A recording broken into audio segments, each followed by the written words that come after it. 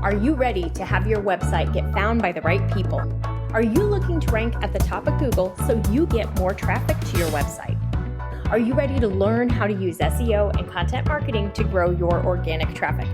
If so, you are in the right place, my friend. Welcome to the Simple SEO Content Podcast. Hi, and welcome back to Simple SEO, the podcast. Today, we're going to talk about how you can grow your podcast. Kind of what are the best practices? What are the things that you can do as a podcaster, or if you're planning on creating a podcast to really help grow your audience for your show?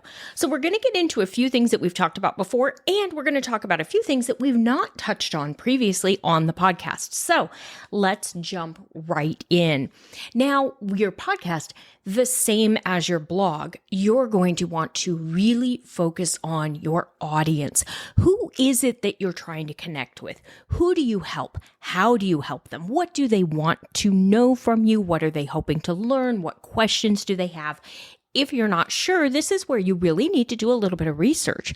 You need to talk to your customers. You need to talk to prospects or leads or people in groups and really get an understanding of what is it that they're trying to figure out. What are they trying to do to succeed in their business or in their life, or what change are they trying to make? And if you don't know and you don't have someone to ask yet, if you have customers coming in, you can think about the questions that you get asked on a regular basis. You'll notice that I often address questions that I get from students or prospects or questions that are submitted on that Google form we have or texted into the show. I use a lot of those questions to help format my content because I know that my audience is interested in it. If you don't yet have an audience, you're working on building your audience, but you have expertise in your niche, you've done whatever it is that you now want to teach people, just think back to what would you have liked to have known? What questions would you have had early on? And that's going to help you really kind of get into who is that audience. Now, do you need to create a big, giant persona? Not necessarily, though I'll be honest, I do think that you benefit from having persona information available when you're creating content. So really knowing who is my ideal customer and who am I trying to help and how do they like to consume their content and what type of information do they want, because you do want to think about your consumer when you're putting together your plan for your podcast if you want it to grow. So the very first thing is you're going to think about your audience. Who are you creating content for? That's number one. Number two, you want to really stay focused when it comes to your content topics for your show. Similar to your blog, you want to make sure that you're addressing the questions that your ideal customer is going to have. They make sense. You don't want to have a podcast where one week you talk about business and the next week you talk about parenting. And then the third week you talk about home organization, because those niches are so far apart. Yes, somebody may be a business owner who's also a parent who also wants to organize their home, but they're not coming to you for all three of those things. If you're trying to be known for everything, you're going to end up being known for nothing. So it's really important to focus on one core area in your content and then break that into 4 sections. So for me, just for example, I focus on organic marketing and search engine optimization. And from an SEO perspective, I focus on SEO for Google, for your website or your blog, for your podcast, and I will potentially focus on SEO for Pinterest. I'm doing a test with it right now. I'm going to give it 6 months or so. If it works out the way that people tell me it will, then we'll be talking about that as well. But for right now, that's in a test. So we'll see. So for now on my blog or on my podcast, you're going to get episodes about SEO. So SEO keywords, SEO tips, SEO for beginners, how not to make mistakes with SEO. Then you're going to get episodes about podcasting and how to use podcast SEO and how to grow your podcast and how to grow your audience and what kind of content to have on a podcast. Then from an organic marketing one, we're also going to talk about blogging. So SEO for blogs and how many words does my blog post need to be and how often do I need to blog and what makes a really great blog post. And then also email marketing. Because if we're going to put all this time and effort into creating content, we want to make sure that we find a way to connect with that person who's finding our content and get them onto our email list so that we can continue to nurture them. So in the email section, you'll see things like how to create an opt-in and how to grow your email list with SEO and how to get your first 100 subscribers and all sorts of things like that. So that's what I want you to think about when you're really trying to grow your podcast is who are you helping? I help small business owners. Most are solopreneurs, often coaches, course creators, realtors. A few of you are brick and mortar businesses, but most of you have an online presence as the main part of your business. Most of you are a single solopreneur. Maybe you have an assistant or a VA, but you have not yet built out a team. You're doing the work yourself. You are still, like me, at the stage in your business where you're doing the work. You have not yet handed it off to a team. The thought of handing all of this off to a team probably sounds amazing, but you're not quite there yet. We're working on it. We're getting that foundation in place so that you can get ready to hand off more of the work to the team. And so what I do is really try to focus on strategic content and strategies that you can implement right away and things that are quick. So that's why most of my episodes are 10 to 15 minutes. You're busy. You don't have a lot of time to spend listening. I also am not going to give you a bunch of stories and anecdotes about life like, oh gosh, it's Wednesday morning and I just dropped my kid off at school and I did this and we're going to spend 15 minutes talking about that because that's not why you're here. That's not the reason that you're listening to this podcast. You probably know I have a kid. He's 9. He's in the 4th grade. He's at school. I'm working. My focus right now is work, as is yours since you're listening to this episode. Okay. The next thing we want to think about is consistency. One of the biggest mistakes that I see people make, and it's with the blog and the social and the podcast and all of it, is just not maintaining consistency. If you want your blog traffic to grow, you want your podcast to grow, you have to be consistent. You have to prioritize your content creation and publication on a consistent basis. So for me, I schedule out my content once a week and I do my content planning at the beginning of the year. I don't do the entire year at once, but I do at least a quarter at a time. The beginning of the year, I generally do through June, and then I'll do like July through December later in the year because I kind of like to see what's working, what's not, what's resonating. Are there any things that I should shift or switch around? Making sure that I'm hitting on that once a week content. And the reason we want once a week is we want to really end up in someone's schedule. We want to be a part of their life. Like if you've listened to this podcast for a while, you know that every Tuesday morning there is a new podcast episode and it is there like clockwork. And it has been since February 1st of 2023 when it launched. Every single Tuesday you have had an episode to listen to. Now, you also know that I take a break over the holidays and I run a handful of best of episodes during that holiday break period. This year, I believe you're going to get 2 of them. Last year, I think you got 3 or 4. So there's content every week, whether I'm there or not. And the reason that we do that is we want to be part of someone's routine. I want you to know and trust that on Tuesday, there's going to be an episode of the Simple SEO podcast because you've told me that you look forward to it and it helps you and you're excited to listen to the new episode each week. So I want to make sure I'm there for you. The way that I do that is that I pre-plan and I pre-record. So full transparency, this episode, I believe, is coming out in December and it's August 28th. And it's still 190 billion degrees here in Tucson. But I'm recording these because I want to get them batched. I want to know that they're ready to go because I've got some other big priorities I want to work on during Q4. So I'm getting ahead on my content and I love to be able to do that. So I've got my blog posts, my emails, and I'm down to the last 5 podcast episodes of 2024 that I'm hoping to get recorded today or tomorrow at the latest so that everything is ready to go. And then I can focus on really working on some of the course development over the next couple of months. So that consistency is important. And the way that you get the consistency is by pre-planning and batching and working ahead. That way, you don't end up looking up and being in a panic mode of, oh my gosh, I need to record something today and I don't know what I'm going to record.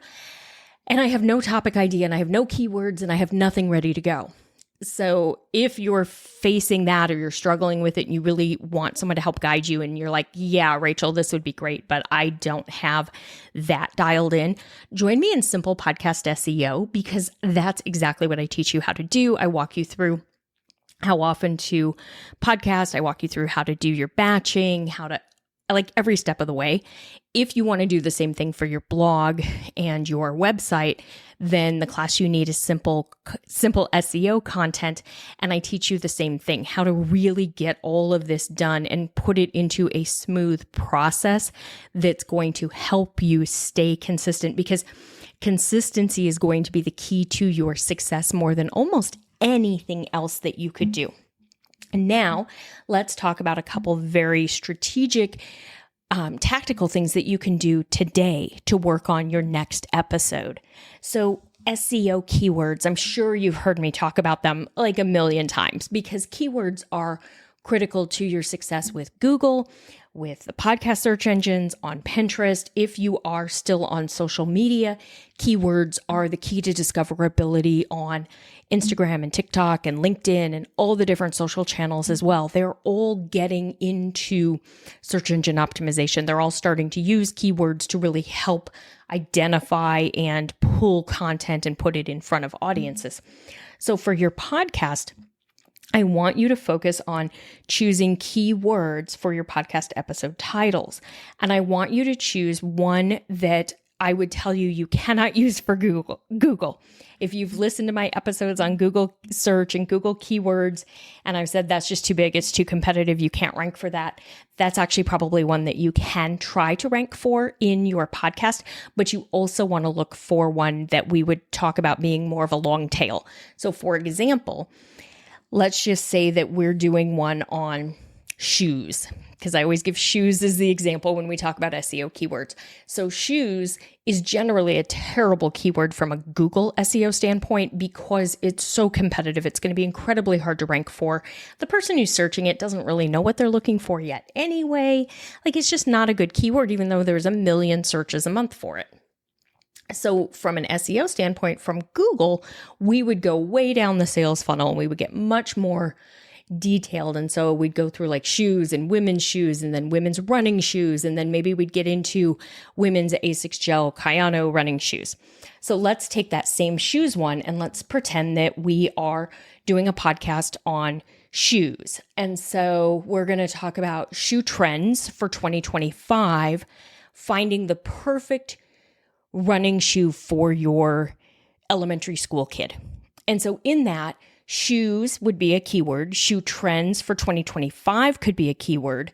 And running shoes for elementary students could be a keyword. So you actually could potentially have 3 different keywords in that one title based on how you've written it.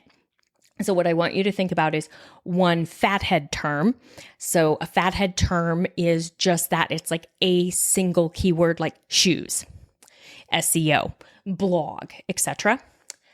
And then one long tail. And a long tail keyword tends to be 3 to 5, maybe even 6. It's kind of a phrase that all strings together. So in the shoes example, it was potentially shoe trends for 2025, because that could be a long tail one that also incorporates our short tail shoes.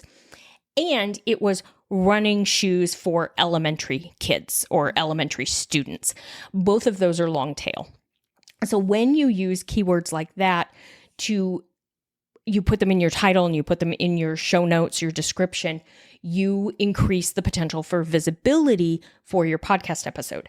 When you put them in your show notes page and you've done your verification like I teach you how to do to make sure that you can rank for Google, you actually now have a chance to get more visibility in Google's search engine to your podcast show notes blog post if you do it the way I teach you how to do it in Simple Podcast SEO, because now you're potentially getting new people to your podcast through Google because they're searching for something like shoe trends for 2025 and your podcast show notes page is showing up. So now they're reading your blog post or they're reading your show notes page, which should be a blog post style page.